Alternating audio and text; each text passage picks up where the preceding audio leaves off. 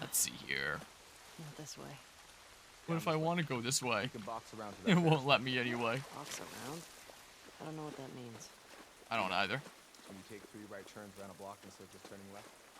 Okay, let's box around this area. Oh, alright. Well, it's the next section here. But yeah. Yeah, that's what I'd heard, is that there wasn't all that much done, but... Good job, boy. Yikes. But yeah. Storm's pretty bad. At least there's that, but he seems to very much be in Putin's bed. In the case of that conflict. You'll get your chance. We all will. Don't mind me just going this way. Anyway, with other stuff with the show here, Jesse ends up letting Ellie know that you can't actually go patrol with Joel. You have to go patrol with me because Joel already headed out on patrol and he went with Dina, not Tommy. So the patrol groups changed. So in the game version, Ellie and Dina go out on patrol. Jesse goes up maybe with his own group or on his own. I don't know. It's unclear, but he comes and, you know, meets up with Ellie's group on his own anyway. Is the case. And then Joel and Tommy was the way that it was in the game version. Whereas in the show version, the groups are Joel and Dina, Ellie and Jesse, and Tommy stays at Jackson so that he can be there for like a big bloater boss battle with like a big fight scene. A big boss battle that happens. Yeah. Big boss battle that happens at Jackson to kind of ramp up like some of the intensity. So yeah, let's see about this here. And that's one of the big differences with the show compared to the game, is that whole horde that comes after Abby that has her meet up with like Joel and Tommy. That horde ends up making a beeline for Jackson because one of the mechanics unique to the show is all the cordyceps working as like a network. If one zombie knows that you're there, all of them know that they're there. So when somebody unearths like some of the cordyceps in the pipes in Jackson, they're like, hey, there's a bunch of guys in here. Everyone come this way. And another unique mechanic to the show is they say that the zombies are actually planning stuff out, like with the introduction of the stalkers, and they're hiding under their dead under the snow and basically like hibernating there. Uh-oh. Alright, I think I'm getting a little bit too close there. So people are getting jumped from underneath the snow as they walk past what they think are like corpses, and turns out there's things alive underneath the corpses and stuff. So in the show version, the WLF group is very, very averted to like Abby's desire for revenge and how much she wants it, just in the face of impossible odds there. So Owen pretends that he's cooking up a plan, when really he's just like, I'm just buying time by pretending that I have a plan while we have time to like convince Abby to turn around and go home and give up on this. And the WLF group is like, yeah, let's friggin' get the hell out of here. Abby trucks off on her own. She figures that she's going to find one of the patrols, capture them and interrogate them for information and use them in some way. And she sees Joel and Dina's patrol and is tailing them. Ends up getting caught in some snow, and then a whole horde ends up coming out of the snow and chasing her down, and that's what leads to her going and meeting up with Joel and Dina in this version as opposed to Joel and Tommy. And you've got like the same scene with like the fence that she's crawling under and Joel coming up and saving her by shooting a gun at close range, and that kind of stuff remains the same. And one of the complaints a lot of people had about the game was the game's harped on about how careful Joel and Tommy were and like the desperate things that they did to survive. Double click the stupid thing. And thought that it was really out of character for Tommy to just be like, I'm Tommy, that's Joel. Like, just straight up saying it to them. Trespassers! Wow, he saw me fast.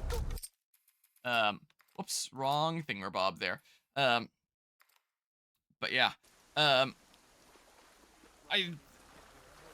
don't know if this is the best place to be talking about this kind of thing in this kind of in this kind of sense.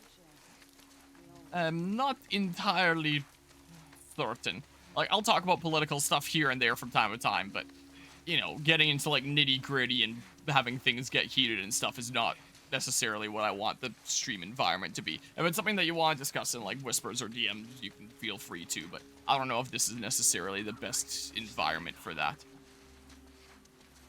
Oh. I'll just avoid that. I'll wait here a little bit longer.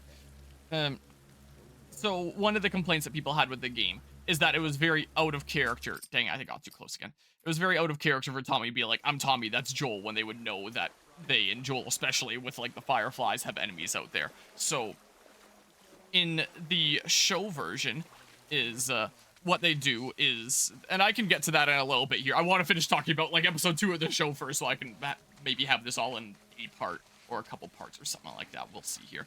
But the short version is, yes, I have heard about it. Morris has told me a decent bit about it. With the show version, they try to correct that by instead of having Joel and Dina together. And when Joel and Abby run into the building, Dina calls out from like a lower floor. I appreciate the 100 bits there, Anima. I'm a snack. I'm totally sneaky am. like a little snack. Hiss. I greatly appreciate the 100 bits. Dina calls out from a lower floor like, Joel, what's going on? We gotta get out of here, stuff like that. Not even realizing that anybody else is with him. And there you see like the realization on Abby's face of like, holy shit, this is Joel. And yeah, this guy's gonna come out of here. Gonna be a little blind. And as they're on horses and going towards the WLF crew, she calls out like again, like, Joel, we gotta go, just to like, or something like that, just to really show to the audience that, you know, Abby knows his name at this point. And I'm pretty sure he says Dina's name at some point as well.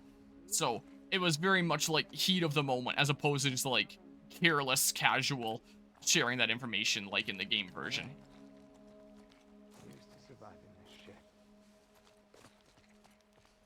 Turns around, maybe. These are things that have already happened in the game version. Oh. I saw someone. We're on it. Go, boy. Dang it, I had to double click it and then it did that. Oh, man. So, when they're in, like, the WLF crew area, the reason why they go there is because, like, there's too much of a horde going towards Jackson. Like, Joel wants to rush towards Jackson and save the people there, and presumably Ellie. And, he figures, like, with a horde like that, there's no way that they're getting through, and Abby's like, hey, we have a crew. They're fully armed. We can get through together, or something like that. And Joel's like, all right, we'll go there out of necessity. And so the horde isn't on them anymore. Like, they make it to the WLF crew with, like, you know, clear grounds, no Zambos around at all, because they're all, like, hitting Jackson. And in that instance, when the WLF crew meets these two strangers, they're asking, like, what are your names? And Joel and Dina, understandably, are, like, a bit hesitant about sharing their names, and they don't. And Abby's the one that reveals their names in the show version. She's like, her name is Dina, and this one is Joel. And the whole WLF crew, you know, kind of gets on high alert and are like, holy shit, it's the guy. So that feels like a lot more natural way to reveal the names, where it's like, it was carelessly shared in the fray, rather than just, like, you know, being a dumbass in the game version, and all that. And, like, Abby truly pieced it together instead of Tommy just being like, hey, we're just gonna share this information with you for no reason. So I appreciate the change there. In terms of the attack on Jackson, it serves as basically, like, a climactic kind of backdrop for episode 2, like a big battle to happen, have a bit of an action sequence, have a little bit of a foreshadowing to, like, the use of dogs later in the show, as Jackson has dogs that they unleash. We'll see nothing. Uh-oh. Turn around, please. Uh-oh. He's got something. No. Did I hit the thing above there? I got it. Dang it, I hit the thing above there. I screwed myself. What have I done? We checked. Didn't see anything. Come on, boy. Uh-oh. What have I done? Something. What you smell? Utopia trending for some odd reason? Uh-oh. Can't grab. I hate this game. So that kind of serves mostly as just like action, I guess a little bit of a reminder of like the threat out in this world, and you get to see like some of the defenses that Jackson has prepared against like this kind of thing. I'm gonna try going this way this time. You see them like rolling out barrels of presumably gasoline on these special ramps that form like a bit of a wall of fire across like the zombie area. That's cool seeing like some of these zombie specific defenses that they've come up with and stuff. They do end up breaching one of the areas, and a whole bunch of them rush in, and it's seeming like Jackson's being overrun, and like you are genuinely worried about Jackson falling. One criticism is that like at the end of the episode, it's just like, oh yeah, they're kind of cleaning up the stragglers and everything is okay. They had a sword, but you don't really see where they began to get the upper hand. It just kind of happens. So like a horde runs in, people are getting mauled left and right. Tommy lures over a bloater down an alleyway and has like a 1v1 boss battle with him as he flamethrowers him and stuff. And that's pretty much all that happens in Jackson that episode. And Smell something? here, dang it, whatever. And at the end of the episode, you get a shot like panning out showing Jackson. There's this one soldier that's like showing his bite on his arm and handing the other soldier his gun who puts him down, which I guess kind of ties into like the whole theme of if only they were immune, but it's not really lingered on per se. It's literally just like this is a thing that you're seeing on like the bottom of the screen as the camera pans out. So, you know, it kind of loosely fits thematically, but it doesn't focus enough on it for you to say that it's like directly tied to that whole feeling of Ellie's of if only they were immune and that overall kind of idea and stuff like that about the story. So yeah, they could have always done something more about that where it's like, yeah, there's no hope for me, man. Gotta do what you gotta do. Kind of fit narratively and well thematically and stuff like that. In terms of the scene with Abby and Joel, or maybe I should get to that in a second. I guess the stuff that comes before is like Jesse and Ellie on patrol in the show version. So now instead they're the ones that find Eugene's weed like production shop place rather than Ellie and Dina. So instead of Ellie and Dina like smoking it up and then, you know, banging one another, instead in the show version it's Ellie and Jesse hanging out and talking about Eugene. And Ellie being like, oh, Eugene was a firefly, and starts thinking about the fireflies and Joel murderizing them. And they touch a little bit more on Eugene's death in the show version, where Jesse's like, yeah, it's a shame that that Joel had to put him down, but nothing could be done. He couldn't be saved. And I thought for sure Ellie was going to say, like, if only he was immune, right? She didn't say that line. But, you know, that it would have very naturally led into that. And you can see her thinking about, like, you know, if only I could have led to making a cure, presumably. So that kind of fit thematically and stuff. It kind of tells us that Eugene was bit in the show timeline. Chill here for a second until that guy goes away, and then maybe I'll immediately hop up. Maybe I can make it with that cycle. Oh, I guess one thing that I forgot to mention about the sandwiches. In the game version, it's Tommy's wife that picks up the sandwiches, hands them to Ellie. She hands them to Jesse and says, like, here you go, bigot sandwiches. Whereas in the show version, since she's going on patrol with Jesse, it's her that refuses to pick up the sandwiches. And then it's Jesse that picks up the sandwiches and, you know, gives like a look of like, hey, thanks, and puts them away in their bags for later. You never actually... I was trying to crouch, damn it! I held the C button so I would immediately go prone, and I immediately stood instead. Oh, man. I just want to go prone immediately after climbing a thing. But if you hit C immediately after doing it, then you stand up. You have to wait a second, and then holding C makes you go prone instead. It should be tap C to stand and hold C to go prone. But... perfectly designed game, I guess. Oh, Anima, got him. Appreciate Anima. But yeah, and in the show version, Jesse reveals that Eugene, like, had told Jesse about this operation after Jesse had discovered it, and then sworn to secrecy. So that's a difference there. And then when Jackson isn't hearing back from Joel's squad, and Tommy's getting worried and sending out, like, alerts to the other squads, like, hey, we haven't heard back from Joel's squad, that's when Jesse and Ellie are like, hey, let's split up and try to go find Joel and Dina. And that's how Ellie finds the WLF squad and Abby, and Jesse isn't around in the show version. And in the show version, when it's Dina and Joel there, they hold Dina hostage and then use drugs to put her to sleep so that she doesn't get to see what happens or call out as Joel's getting stricken or anything. And it's just like 1v1 or one-on-one of Joel and Abby. And in the game version, she's like, do you know who we are? Guess, or whatever the heck. And Joel's like, well, say whatever speech you've got rehearsed and let's get this over with. And Abby's like, you don't get to rush this, and then the scene starts. It plays out very differently in the show version. In the show version, she actually does get to share the speech she had rehearsed. She shares her motivations right from the beginning, like, with Joel asking if they were fireflies, I believe. And then, maybe I can even go this way. And she's like, ex-fireflies, there are no fireflies anymore. And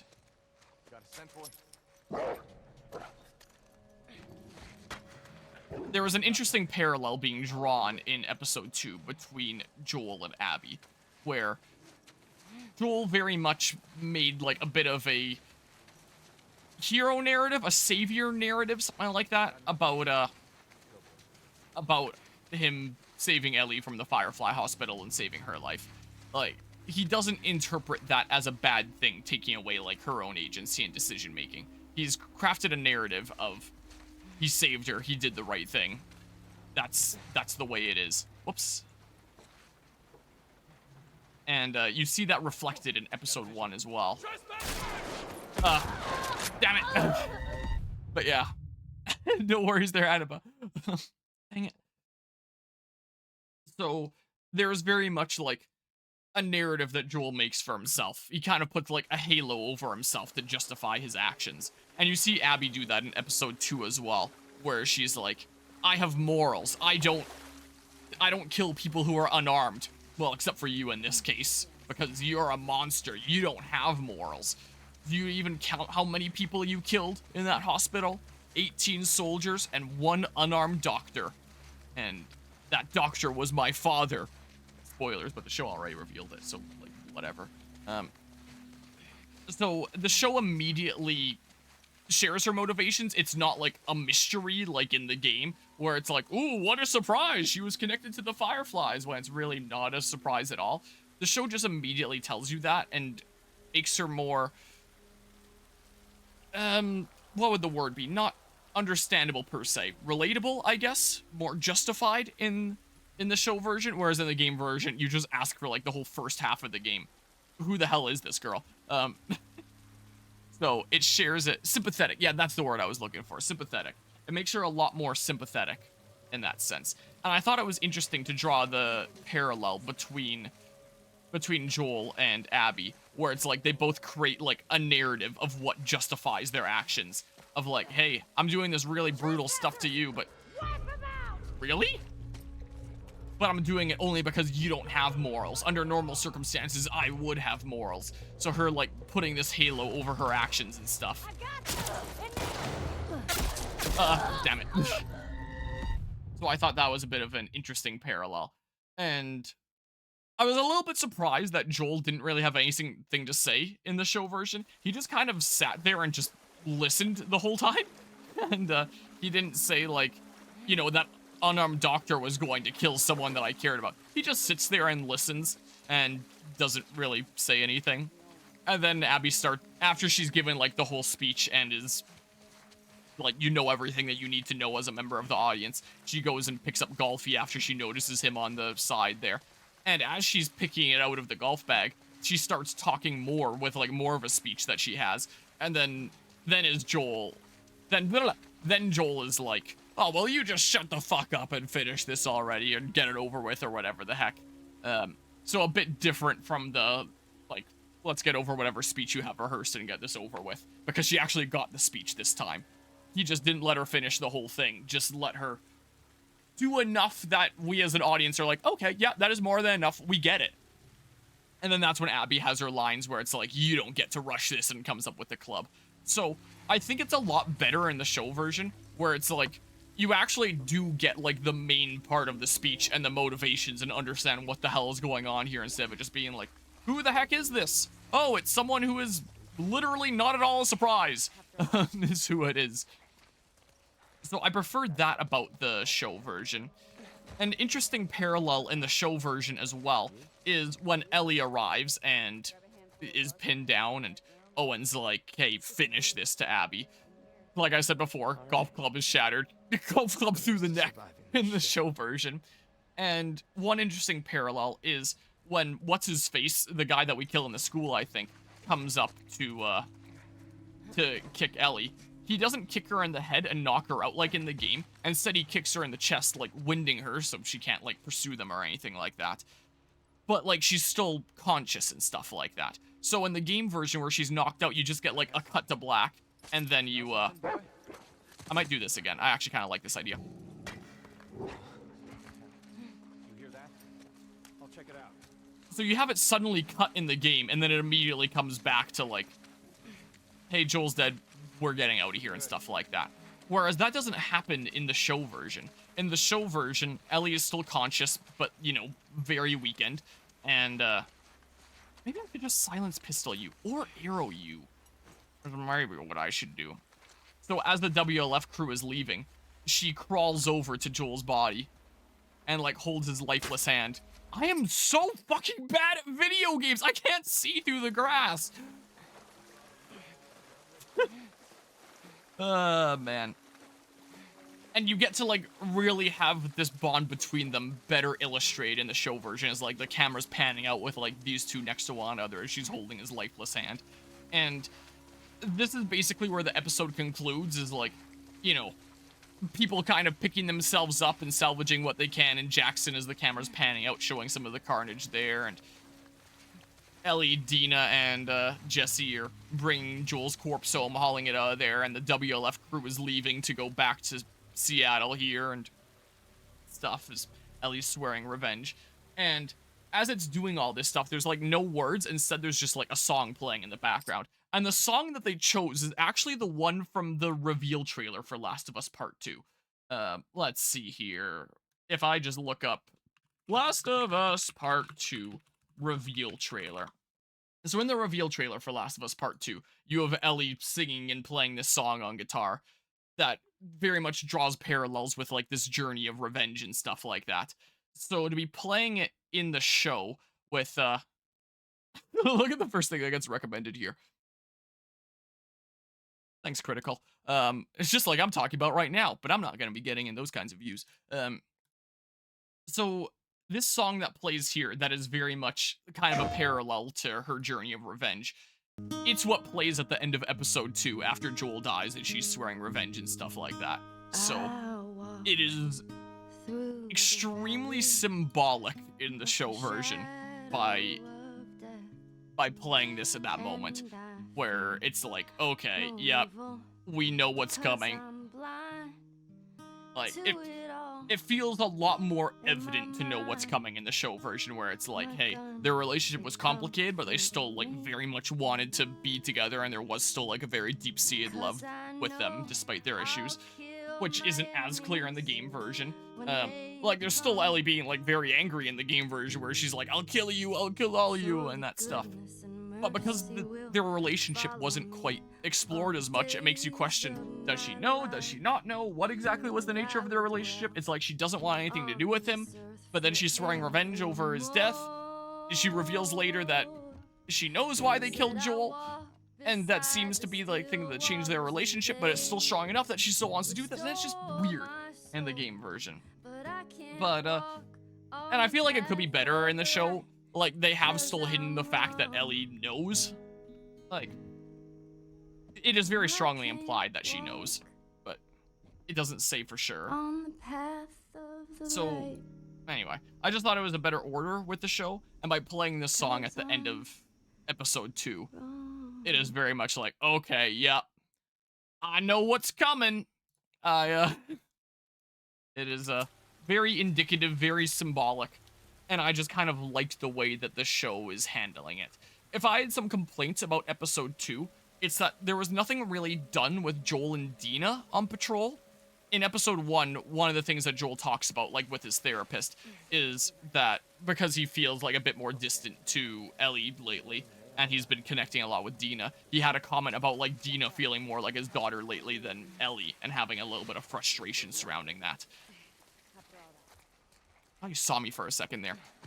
So I thought that by having Joel and Dina on patrol together, that you would see like a little bit of an exploration of that dynamic, that you would have a, why my stream manager start playing? I did not tell it to play. Go ahead and pause that. I thought that you might see a little bit of an exploration of that dynamic as they were on patrol together. Like some comments between the two that are a little bit indicative of Joel and Ellie's relationship.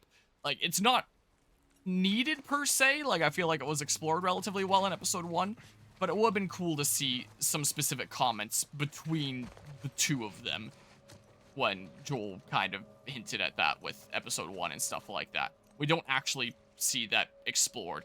Like, we see him, like, talking about circuitry with Dina in episode 1. Yeah, and then I'll do this here, I think. So, go over that way. You hear that? Yeah, you better look that way. But you never actually see Dina and Joel alone on patrol, apart from, like, from Abby's perspective in the distance. You only, like, get properly with this group when Abby comes into the picture and they're running away from all the zombies together. There is no scenes of, like, just Joel and Dina on patrol there. So it would have been interesting to see what those scenes might have been like if that's something that we actually got in the show version. Would this work?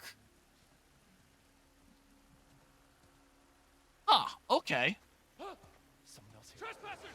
Cut them down! Emma! I don't know how I'm not dead yet, but I'm definitely one-shottable. Okay, this route is relatively good. So yeah, that would be a complaint with the show. The whole thing, Bob, with the attack on Jackson being a new thing, like, I guess it gives other reason for, like, Joel to want to rush to this other group and seek out help and stuff like that. So that does kind of give some justification there. I guess you could argue there's justification in the game version as well, where it's just like, yeah, they just need to escape all these Zambos and stuff. But it feels like you can probably take out the attack on Jackson and leave it like the game version, and it wouldn't actually change anything narratively. Like, I guess there's, like, the illusions of, like, hey, we're gonna be dealing with dogs in this season, with you seeing, like, Jackson dogs ripping out zombie throats and stuff. And, you could argue that it accentuates that, hey, the zombies are a serious threat that you have to worry about, and people can get bit and stuff like that. So it serves that kind of narrative purpose. And, I mean, maybe we'll see something in episode 3 about, you know, maybe Tommy's wife being like, hey, you can't go after these guys. You have to come, like, rebuild Jackson. There's a, I think if I share this, I'm probably going to spoil something that's going to occur later this stream. Whatever. Dang it.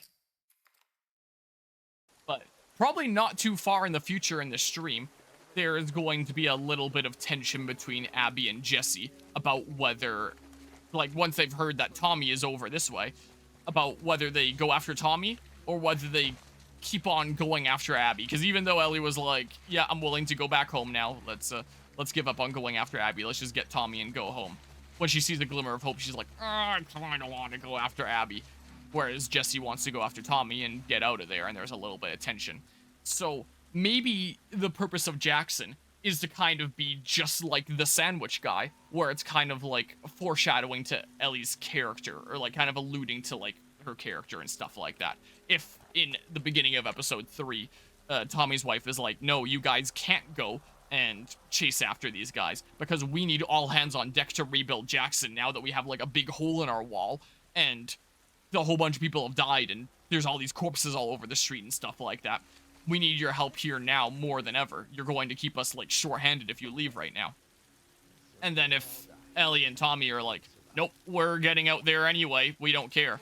it shows their higher priority being on After all that. being on going out and getting revenge, which would help, you know, tied to their characters and stuff like that. So just like Sandwich Guy was reused to actually foreshadow towards Ellie's character traits of being unapologetic better in the show, maybe the use of the attack on Jackson showing that, like, hey, we need to rebuild and stuff now, will be used to show that she prioritizes revenge over the safety and well-being of those that are still alive that she cares about around her, before events happen later in the story with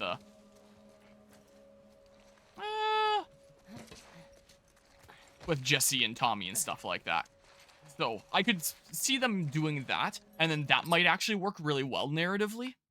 So maybe the attack on Jackson will actually have some importance. But yeah.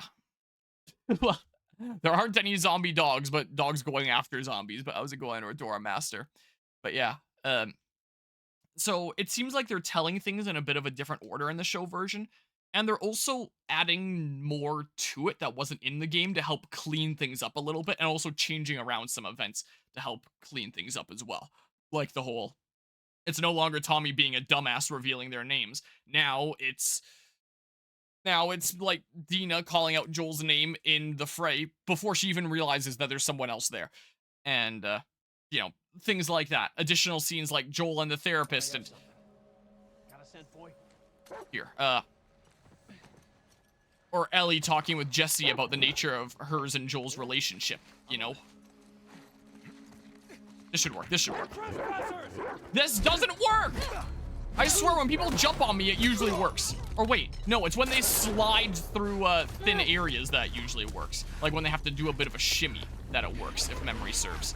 But if they're jumping down, then it doesn't work. Is this the way to go? This is the way to go. I probably could have just done this earlier too. So, yeah, definitely liking the improvements of the show so far. I don't think that there'd be anything over there. Oh, could have gone better, could have gone worse. I don't know why, if someone's shimmying through a thing, I can grab them even if they see me. But if they leap over a thing, I can't grab them. Like, it should be a similar situation of getting the jump on them in an unexpected situation, but... hey, what do I know?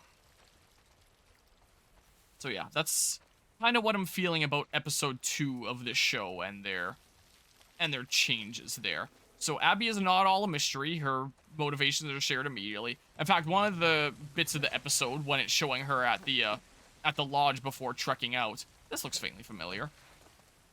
It shows her dreaming, and there's like a dream version of herself, or I guess there's the dream version of herself that's like approaching the room where her father, the doctor, is dead, and there's like the lucid dreaming part of herself that's aware of what's behind it, that's telling her, like, don't go in there. You're not gonna like what you're gonna see. He's dead in there. His brains are on the floor. Don't go in there. There's no unseeing it. And not convincing her past self and her... I have, like, no freaking scraps, man. Her past self doesn't listen and goes in there anyway. So it is very, very clear what her motivations are and what's going on in the show version. Like, it is not at all kept a secret like it is in the game version for freaking non-existent payoff, if I'm gonna be honest with you. The nature of Joel and Ellie's relationship is explored a decent bit better. There's cleanup around the rough edges of the storytelling. And I feel like the more I watch this show, the more shit I think the game story is. It's what I'm starting to feel. Like, I feel like as I'm watching the show, I'm watching a take on if the exact same story of The Last of Us Part 2 was just, like, thought out a little bit better, is what it kind of feels like. Like, it really is making the game version feel more and more haphazard the more I watch the show. That's at least the impression that I'm getting here. But yeah, I love the idea to punch a mini zombie dog, but in my mind don't think, what if it opens its mouth and it's a nightmare where it grapples you and then it becomes always evil dog? I mean, they're not zombie dogs, but a lot of dogs that grapple you in this game that, you know, that kind of sucks. I forget how I progress here. I think this looks familiar to me because when I was casually playing, I got lost and I had no idea how to progress and I had to Google it. I think that's why this looks familiar. I think it looks familiar for the wrong reasons. Like, maybe it's not even a thing in this building, but then that would beg the question, what is the point of this building, especially if there's nothing that I can pick up around here? I don't know if there's anything else I have to say about episode 2 of the show. I'm sure that there will be more things that I remember here. Oh, it's this way, isn't it? Right? I think Abby picked the aquarium up. It's this way. So damn hard to get to. Maybe. Got a bottle.